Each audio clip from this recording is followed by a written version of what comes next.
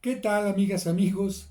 El día de hoy trato de responder a una pregunta que me han hecho y tiene que ver con la última cena de Cristo.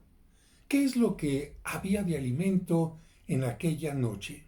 Bueno, precisamente para hablar del tema, voy a ocupar la lectura que nos ofrece el Jueves Santo, que nos habla de cómo tendría que ser la cena de Pascua. Está tomada del libro del Éxodo, capítulo 12, versículos del 1 al 8 y después del 11 al 14.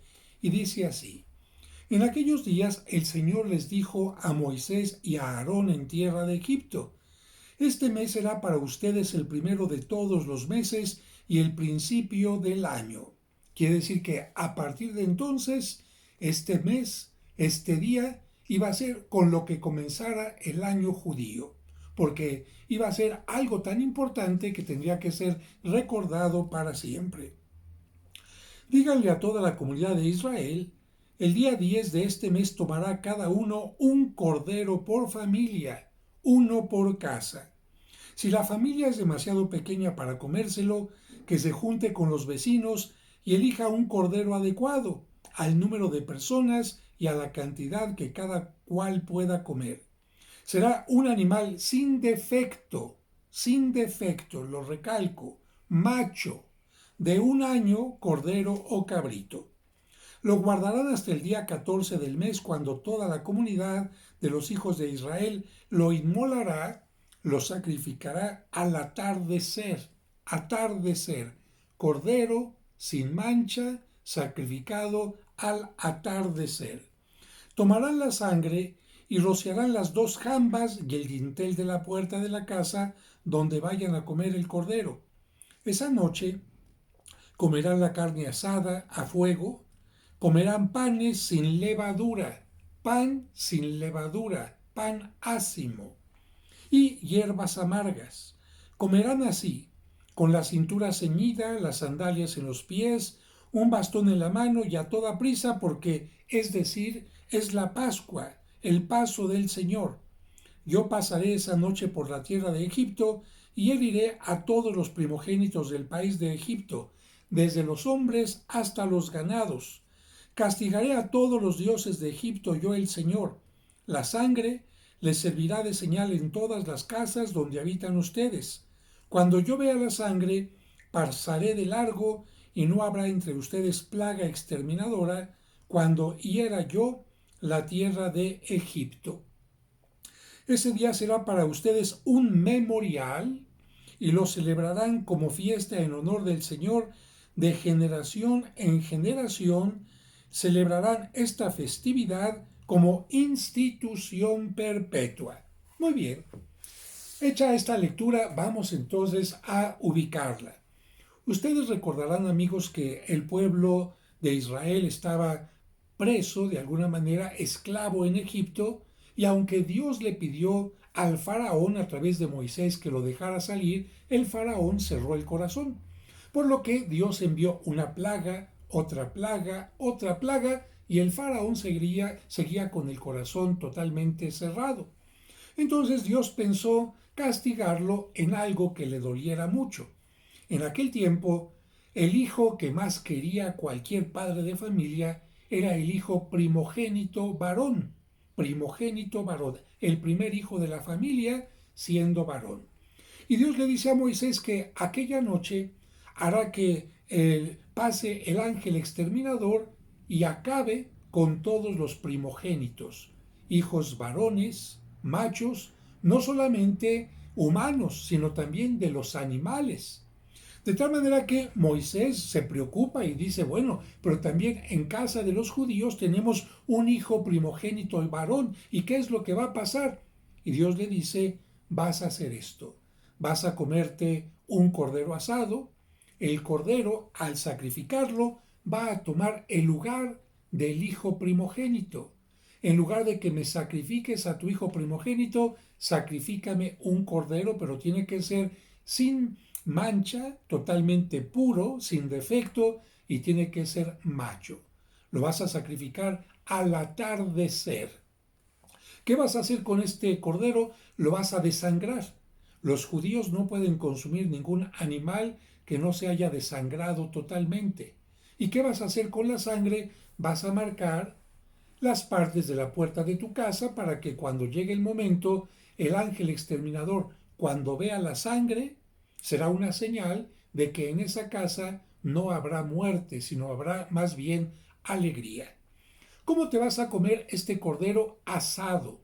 No hervido, no frito, asado. Un cordero asado, y te lo vas a comer también con pan ácimo. ¿Por qué pan ácimo? Especialmente las señoras que hacen pasteles, que hacen tortillas, saben que la levadura es muy importante. Y en aquel tiempo, para que una masa pudiera fermentar, se tardaba bastantes horas para que la levadura actuara. Actualmente basta un poquito de Royal y con esto la levadura empieza a actuar, pero en aquel tiempo no. Si significa que te vas a comer un pan sin levadura, es que lo tienes que hacer ahorita de carrera y comértelo de carrera. ¿Por qué? Porque en la noche pasa el ángel exterminador y esta noche Dios te va a permitir, porque el faraón así lo va a hacer, que salgas y encuentres la libertad. Es decir, hay que comerse deprisa, deprisa esto, hay que comer el pan ácimo y hay que comérselo con hierbas amargas. ¿Para qué las hierbas amargas? Para que te recuerden que eras esclavo en Egipto y que Dios te está dando la libertad. ¿Cómo te lo vas a comer? Con la cintura ceñida, no sentadito. Con la cintura ceñida, ¿por qué? Porque vas ya de salida, con el bastón en la mano. Es decir, una cena de pie y estando ya listo porque esta noche, cuando empiecen a morir los primogénitos, entre ellos el hijo del faraón, el faraón te va a poder decir, sálganse ya. Y así fue. Precisamente a esta cena se le llamó Pascua, que significa salto o paso, porque pasó Dios por entre el pueblo de Egipto, ocasionando la muerte de los primogénitos. Todos recordamos que Egipto vio con tristeza estas muertes y que el pueblo salió, que pudo cruzar el mar y llegar finalmente al inicio del desierto, donde cruzándolo llegarían después a la tierra prometida. Tenemos ya entonces un mandato. Esta cena la vas a tener que celebrar en memorial perpetuamente. De tal manera que los judíos cada año comenzaban el inicio del año celebrando la Pascua con una cena especial al atardecer, bueno, después del atardecer porque el cordero se tenía que sacrificar hacia las 3 de la tarde, y que tenían en el menú cordero que tenían que comer asado, hierbas amargas, pan ácimo y vino generalmente mezclado con agua. El padre Armando Colín, que ahora ya es obispo, pero cuando era solamente sacerdote, hizo un ritual de la celebración para la cena pascual hebrea. Es decir, para que la gente conozca, ahora ya es obispo de Puerto Escondido, para que la gente conozca cómo celebran los judíos actualmente la Pascua. Y los judíos, al celebrar esta Pascua, están rememorando lo que se hacía desde tiempo de Moisés. Es cierto, han tenido que haber algunos cambios porque cuando el pueblo estaba en el desierto, ciertamente no podía tener quizás todos los elementos que se mencionaron en la lectura que acabamos de escuchar. Y cuando llegaron ya a la tierra prometida, seguramente la cena se enriqueció con otros elementos para hacerla más festiva, pero es una cena ritual. No es una cena común y corriente, sino es una cena que recuerda la liberación del pueblo judío de Egipto. Las partes importantes de la celebración pascual. Primero, a la Pascua en la cultura judía se le llama Pesaj y está basada en dos temas que son el Haggadah, que es la narración del Éxodo, como recuerdo de las principales intervenciones de Dios en su historia. Cada vez que los judíos celebran la Pascua, tienen que leer muchos textos del Éxodo que nos recuerdan su liberación, para recordar que Dios los liberó y que no se les olvide que Dios es el que ha liberado y liberará siempre a su pueblo. Por eso la cena que tuvo Cristo tuvo que haber sido una cena larga, porque los textos que se leen son bastante largos. Otra parte de la cena pascual es el mazot, que son los panes ácimos que tienen que estar presentes en la cena y que recuerdan el pan del sufrimiento y de la miseria con que el pueblo se alimentó.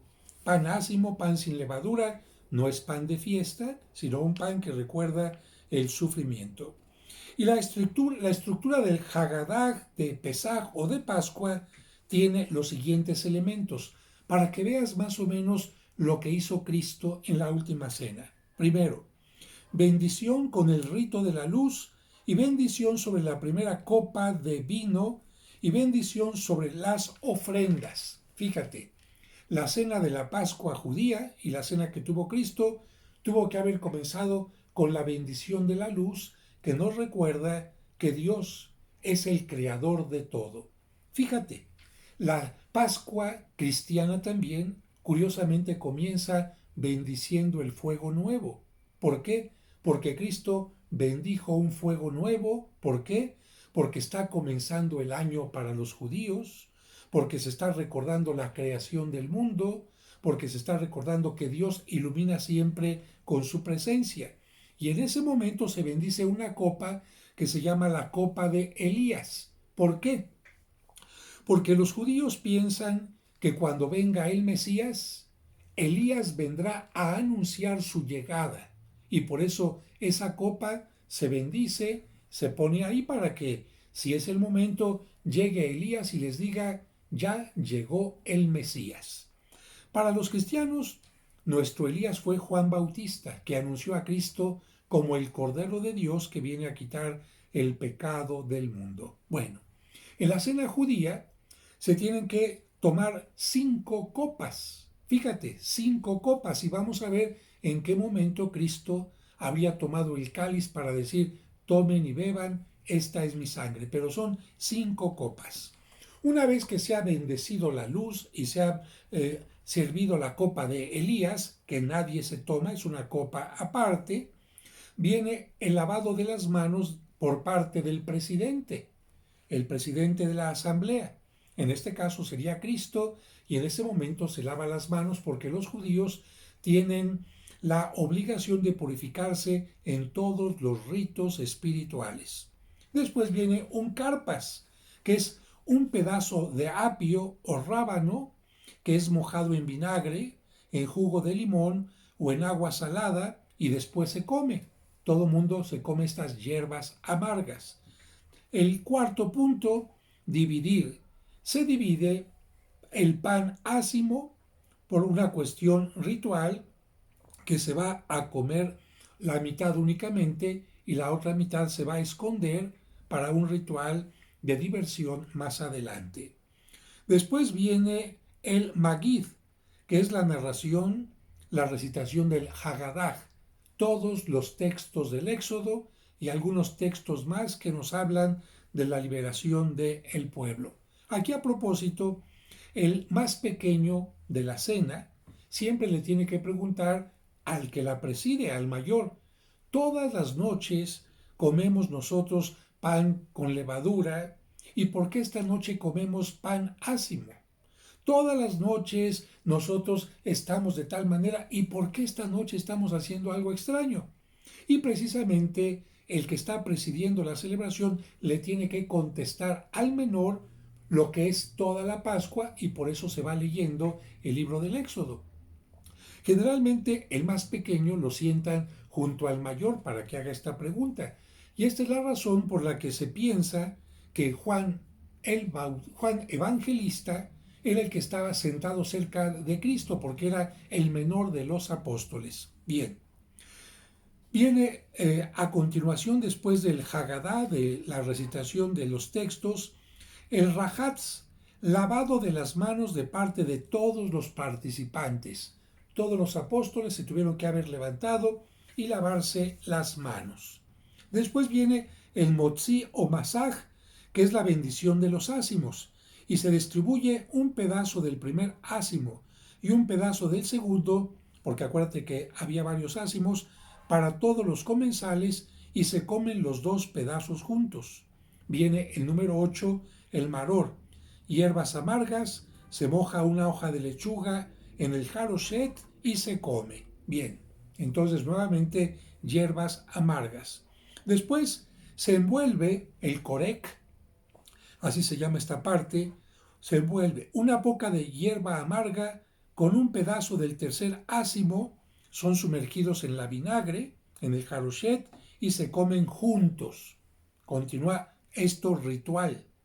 Después viene el sulhan u orek, que es la cena normal.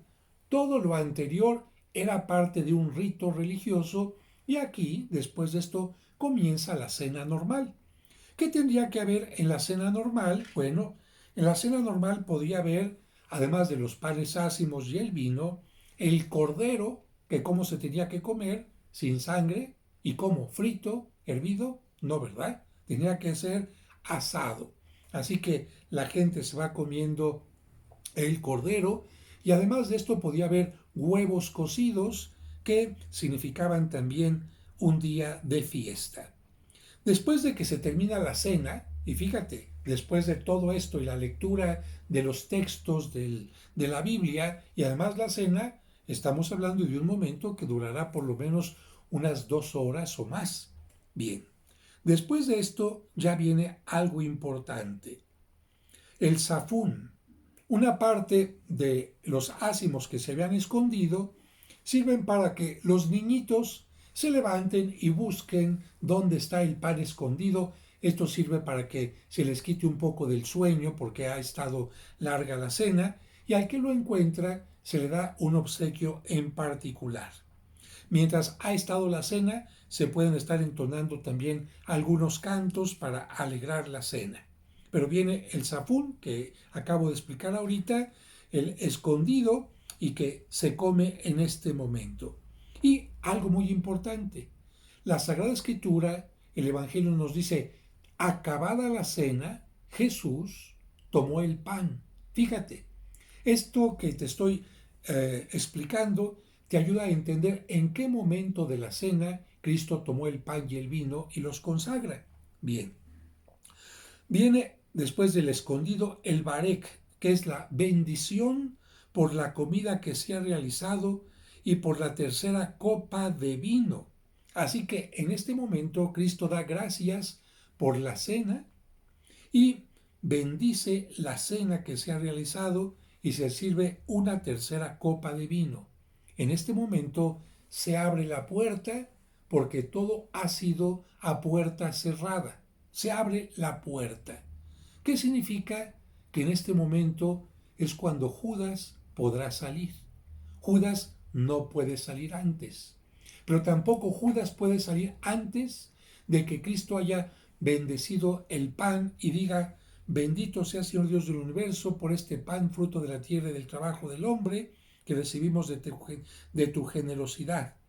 Y además, en ese momento es cuando Cristo dice, tomen y coman, porque esto es mi cuerpo. Precisamente el ácimo que se partía para que todos comieran es el pan ácimo que Cristo toma y les dice, coman todos de él, después de dar gracias por este pan que forma parte de la cena. Después vendrá el momento de la bendición de la copa de vino. Y es cuando Cristo, acabada la cena, toma el cáliz y dice, tomen y beban todos de él, porque esta es mi sangre. En este momento viene el jalel, que es la sección número 13 de la cena, y se bendice la cuarta copa de vino, que es la que te estoy mencionando ahorita. Se leen salmos de aleluya y al final se bebe la cuarta copa de vino, que es la copa de Elías. Como Elías no llegó, pues entonces los judíos se siguen tomando esta copa hasta nuestros días. En el caso de la última cena, la copa de Elías es la que Cristo hace que se pasen todos, diciendo, Elías ya ha dicho que yo soy el Mesías, y esta copa no la volveré a tomar hasta que tenga cumplimiento en el reino de mi Padre. Significa que Cristo está diciendo, no voy a volver a poder participar en ninguna cena de Pascua, aunque cada año he participado desde que era pequeñito y en los otros años, no volveré a tomar del vino de la cena de Pascua. ¿Por qué? Porque voy a morir. Algo muy importante de esta cena es que en el rajatz, en el lavado de las manos de parte de todos los participantes, esto lo había omitido, es cuando Cristo se levanta y les lava los pies a los discípulos. Lo normal era que todo el mundo se levantara y se lavara las manos, pero en este caso, Cristo toma el papel del sirviente. El sirviente, cuando todos iban a lavar las manos, se acercaba, les llevaba el agua, las toallas, etc. Y en ese momento es cuando Cristo, en lugar de lavarles las manos, les lava los pies como un signo de una limpieza total que quiere que los apóstoles tengan para la siguiente parte que viene, que ya te he explicado. De tal manera que nosotros podemos entender que Cristo lleva a cabo una cena ritual llamada Haggadah, que siguen realizando los judíos hasta nuestro tiempo, y que a los apóstoles hubo algo que les llamó la atención. La cena de Pascua tenía que ser el viernes. Los judíos tenían que ir a sacrificar al cordero aproximadamente entre las 12 del mediodía a las 3 de la tarde, para que a partir de entonces se desangrara el cordero y después de que estuviera desangrado lo pudieran asar, y antes de que se ocultara el sol el viernes, ellos tenían que ya comenzar el Shabbat, la cena, sin ningún problema. De tal manera que cuando los apóstoles les dice Cristo, vamos a celebrar la Haggadah, vamos a celebrar la Pascua de alguna manera el jueves, les extraña porque ¿cómo van a celebrar la Pascua si no hay un cordero? ¿Cómo van a celebrar la Pascua si no han ido a sacrificar al cordero, si no lo han desangrado? ¿Cómo le van a hacer? Sin embargo, se reúnen en aquella cena, y en aquella cena seguramente habrá estado hierbas amargas, pan ácimo, huevo y algunos elementos más que pudieron cenar, pero faltaba el cordero. Eso podían haber pensado, pero seguramente tú ya estás entendiendo quién era el cordero en aquella cena. ¿Quién había dicho en algún momento, de quién había dicho Juan el Bautista, este es el Cordero de Dios que viene a quitar el pecado del mundo? Efectivamente, Jesús era el Cordero vivo presente aquella noche. ¿Y por qué aquella noche les dice que su cuerpo será entregado y su sangre derramada? Porque al día siguiente, el viernes, Él va a ser sacrificado como el Cordero antes del atardecer. Fíjate, primogénito. Cristo fue el Hijo único y primero de María, el Hijo único de Dios, sin mancha, sin defecto. Cristo no tuvo ningún pecado. El Cordero tendrá que ser desangrado.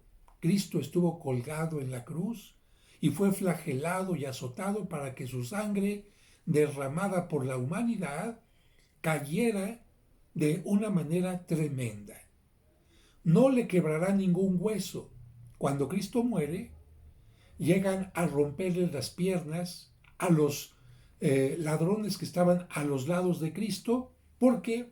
Porque querían los judíos que murieran rápido, porque ya venía la cena de la Pascua el viernes y no podían estar ahí esperando a que murieran. Quiébrenle las piernas para que ya no puedan respirar y de esta manera mueran asfixiados. Cuando llegan a Cristo y están a punto de romperle las piernas, se dan cuenta que está muerto y para asegurarse le cruzan el costado con una lanza. No le quebraron ningún hueso. Se están cumpliendo todos los rituales. Como Cristo como Cristo desde la cruz no les podía decir, esta es mi sangre que derramo por ustedes. Como Cristo en la cruz no podía decir, este es mi cuerpo que entrego por ustedes, porque apenas podía hablar. No podía explicarles que Él estaba tomando en lugar del cordero que antes se ocupaba para celebrar la Pascua. Por esta razón se los explica el jueves. Una vez que ha terminado la cena, se abre la puerta, Judas ya salió para entregarlo y vienen todos los momentos difíciles que Cristo tendrá que vivir. Cristo sale del cenáculo y va al huerto de Getsemaní. ¿Por qué? Porque podían caminar esos pasos. Acuérdate que en el Shabbat y en las celebraciones religiosas los judíos no podían caminar más de determinado tiempo y no podían hacer otra cosa sino estar orando. Cuando Cristo sale de la última cena, así nos lo dice el Evangelio, salen cantando himnos. Llegan a Getsemaní. Getsemaní significa prensa.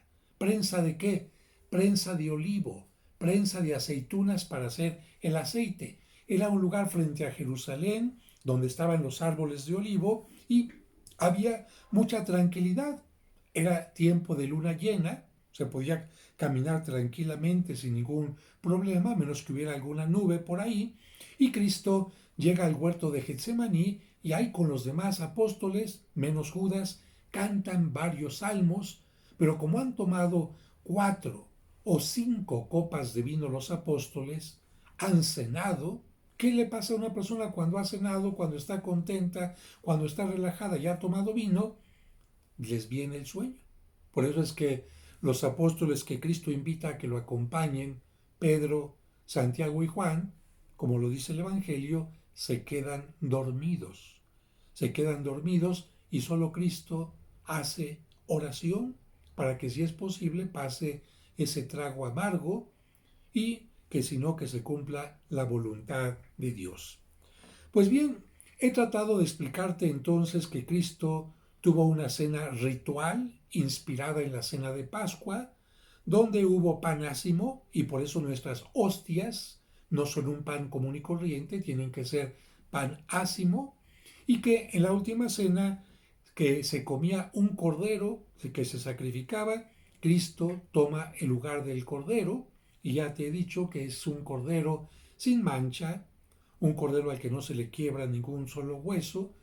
Y algo interesante, ¿qué hicieron en Egipto para que el ángel exterminador, para que la muerte no pasara a los lugares de los judíos?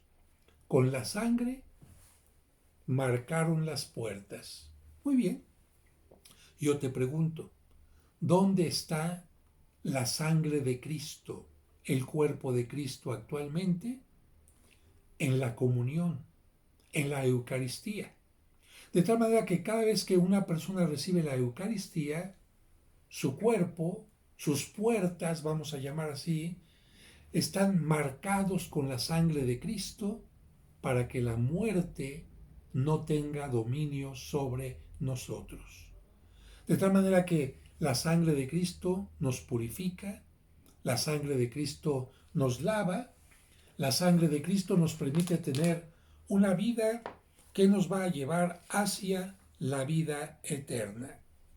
Por esta razón, precisamente el Jueves Santo, dice el Salmo: ¿cómo le pagaré al Señor todo el bien que me ha hecho? Levantaré el cáliz de salvación e invocaré el nombre del Señor.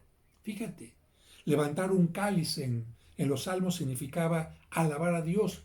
Con mayor razón, levantar el cáliz que Cristo levantó en la última cena, cumpliendo lo que Él nos dijo: hagan esto siempre en memoria mía. Y termina también con este texto San Pablo a los Corintios, cuando está explicando a la gente de su tiempo que la misa no es algo inventado por los apóstoles, sino es algo que recibieron de Cristo. Dice así, primera carta del apóstol San Pablo a los Corintios, capítulo 11, versículos del 23 al 26. Hermanos, yo recibí del Señor lo mismo que les he transmitido, que el Señor Jesús, la noche en que iba a ser entregado, tomó pan en sus manos y, pronunciando la acción de gracias, lo partió y dijo: esto es mi cuerpo que se entrega por ustedes. Hagan esto en memoria mía. Lo mismo hizo con el cáliz después de cenar. Fíjate, aquí nos está diciendo que Cristo no tomó para esta bendición ni la primera, ni la segunda, ni esta, sino la copa después de la cena, diciendo, este cáliz es la nueva alianza que se sella con mi sangre. Hagan esto en memoria mía siempre que beban de él. Por eso, cada vez que ustedes comen de este pan y beben de este cáliz, proclaman la muerte del Señor hasta que Él vuelva. Y termino con esto. Dice Cristo, esta es la nueva y eterna alianza. ¿Por qué? Porque Dios había hecho una alianza con Abraham, una alianza con Moisés, pero lamentablemente el pueblo, por su pecado, había roto estas alianzas. Dios no. Dios se mantuvo siempre fiel, pero el pueblo no. Y por esta razón, Cristo dice, la nueva alianza, la que hace Dios con su Hijo Jesucristo y el pueblo, es una alianza que será para siempre. No necesitamos otros corderos, no necesitamos otros sacrificios, sino solamente el de Cristo. ¿Y por qué celebramos la misa constantemente? Alguien diría, pues entonces celebramos una misa nada más y ya. No, ¿sabes por qué? Porque Dios se mantiene siempre fiel y el sacrificio de Cristo es siempre eficaz, pero nosotros constantemente, quizás de una semana a otra, de un día a otro, quizás rompemos la alianza con Dios. Y por eso, al celebrar la misa constantemente, estamos actualizando el sacrificio de Cristo para que siga actuando en nosotros y nosotros podamos tener la vida eterna. Bueno, es un asunto complicado, no es fácil explicar esto, pero he tratado de hacerlo de la manera más sencilla. Espero que les haya ayudado a entender que la última cena de Cristo fue una cena ritual en la que toma el pan y el vino e instituye la Eucaristía. Si les gustó este video, pues denle me gusta, like, como dicen, compártanlo con aquellos a quienes les pueda interesar y si no están suscritos a mi canal y quieren que les lleguen todos los demás videos que voy publicando, aquí donde dice suscribirse, pueden poner suscribirse y les estarán llegando en forma automática. Que Dios les bendiga.